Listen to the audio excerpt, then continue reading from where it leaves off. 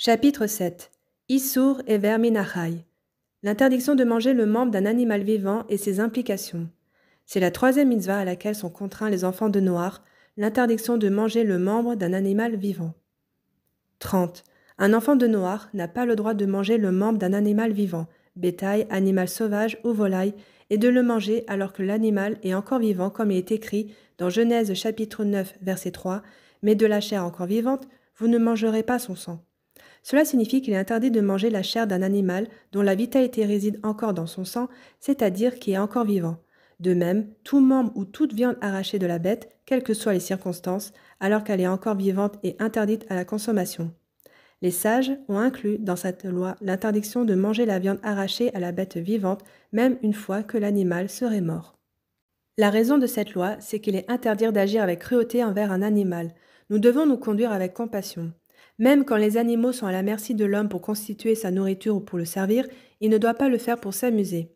Cette loi inclut aussi l'interdiction de faire souffrir un animal, car toute vie est confiée à l'homme pour contribuer à Tikkun Haolam, la réparation du monde. Noach a reçu la permission de tuer les animaux domestiques ou sauvages, comme il est écrit dans Genèse chapitre 9 verset 3, « Tout rampant qui est vivant sera pour vous pour manger, mais pas de les détruire et de les faire souffrir inutilement. » Cette interdiction ne s'applique pas aux poissons et aux insectes, bien qu'il y ait l'interdiction d'agir envers eux avec cruauté. La chair qui aurait été arrachée d'eux de leur vivant n'est pas interdite à la consommation. C'est pourquoi, bien que l'enfant de Noach ait le droit de chasser les animaux sauvages, les oiseaux et les poissons pour se nourrir ou pour tout autre but, par exemple pour sa fourrure, son cuir ou ses ossements, il n'a pas le droit de les chasser pour son plaisir. Cette loi comprend 4 dérivés. 31. L'enfant de Noach a l'obligation de veiller à la nature et à la faune et de ne pas les détruire, comme il est écrit dans Genèse chapitre 1 verset 28, « Dieu dit à l'homme, gouvernez les poissons de la mer et les oiseaux du ciel et tous les animaux sauvages qui évoluent sur terre, c'est-à-dire que l'homme a l'obligation de veiller à la nature. Il peut s'en servir mais n'a pas le droit de la détruire si ce n'est pas pour réparer le monde. » 32. L'enfant de Noach n'a pas le droit d'encourager des animaux d'une espèce à s'accoupler avec d'autres espèces. Que ceci entraîne la naissance d'une troisième espèce, par exemple de l'union d'un âne et d'une jument naîtrait une mule ou non.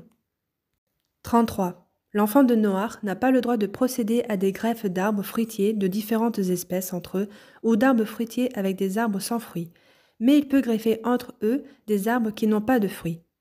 La raison pourquoi il est interdit de procéder à ces accouplements et ces greffes est qu'il ne faut pas changer la nature que Dieu a créée.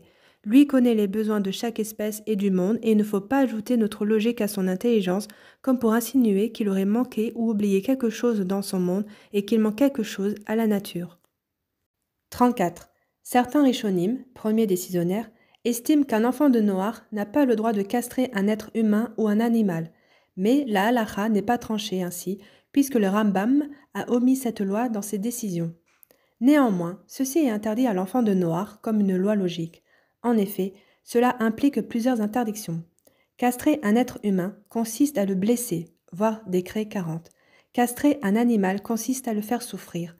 Ceci implique aussi empêcher cet être de se reproduire et de se multiplier, alors que Dieu a donné cette possibilité aussi bien à l'être humain qu'à l'animal.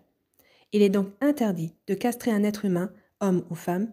Il est interdit de se castrer soi-même ou de castrer quelqu'un d'autre, même s'il le veut. Il est aussi interdit de castrer un animal.